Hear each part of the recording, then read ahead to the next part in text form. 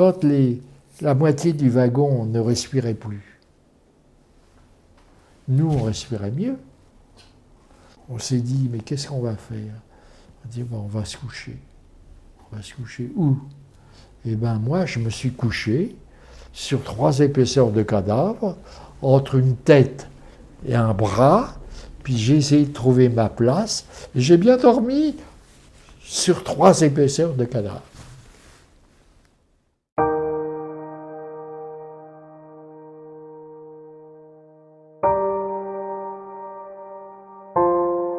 J'ai 98 ans. Ben, je ne crois pas qu'il en reste beaucoup, hein, ils sont tous morts. Hein. Moi, j'étais un bon petit Français qui ne demandait rien à personne. Hein. C'est à partir de 1942 où les Juifs étaient obligés d'aller au commissariat de police et on avait un tampon juif. D'ailleurs, c'est à ce moment-là, quand j'ai regardé ma carte d'identité, j'ai vu le mot juif, j'ai déchiré la carte d'identité. Il n'y avait plus de carte d'identité.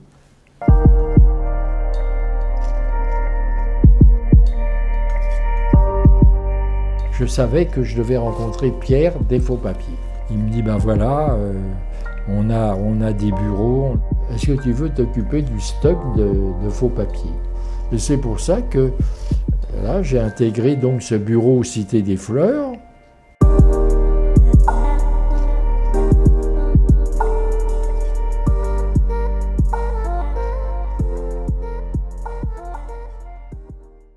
La première fois, là, ils m'ont interrogé, ils m'ont noyé dans la baignoire. Hein. Et puis, effectivement, le lendemain, je crois, ils m'ont conduit à Fresnes. Puis je crois que je suis retourné rue des Aussets, mais c'était pour remplir des papiers, je sais pas, ils m'ont même plus touché, comme si j'existais pas.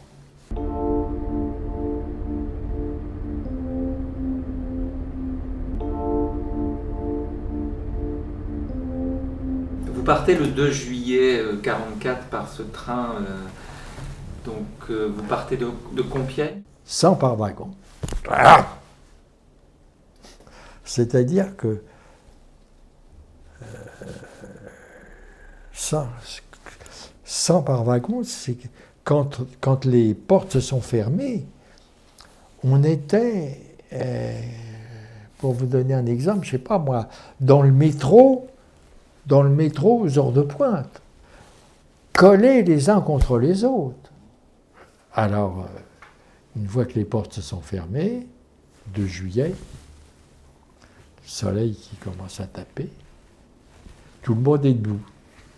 Alors on s'est dit, on ne va pas pouvoir rester debout tout le temps, c'est pas possible. Mais le train partait pas, donc il y avait une partie du wagon qui s'était assis, nous debout.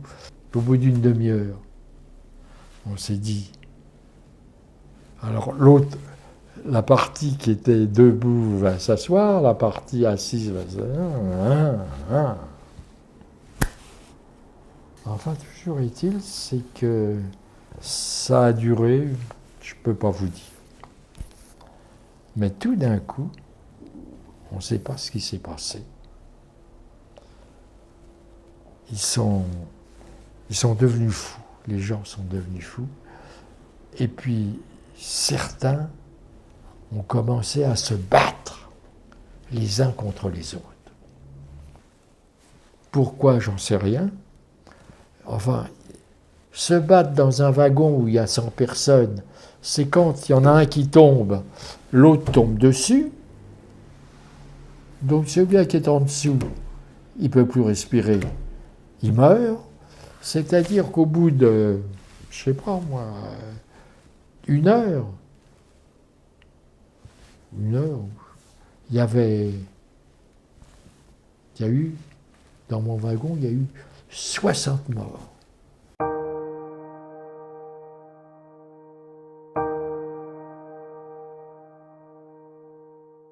Alors le train a continué à rouler, mais au bout de, je sais pas, une journée ou 2, tout d'un coup, le train s'est arrêté.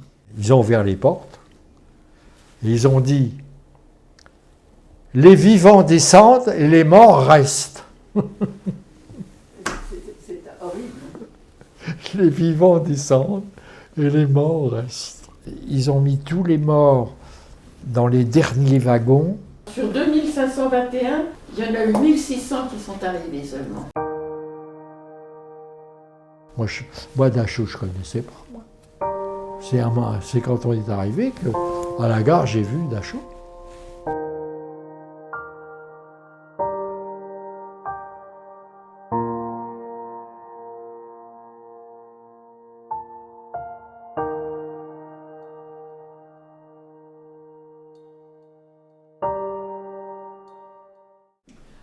Voilà l'uniforme. Vous êtes revenu avec... Il est propre, hein, je l'avais. Il y a mon numéro là. Vous aviez un numéro, oui, qui était... 77 655. Oui. Mais- C'est avec ça que vous descendez dans la mine. Oui, Ouais, voilà, ouais, c'était ouais. pour vous montrer. Mais alors je que- vous signale, c'était pas propre. Comme ça. C'était dégueulasse. Il y avait Ils des, étaient comme les verts, ils avaient ça, ils avaient pas autre il y avait, chose. j'avais sous les bras, il y avait des poux. On était remplis de poux. Et alors, les poux, ça pique. Alors, on prenait des poux et puis alors,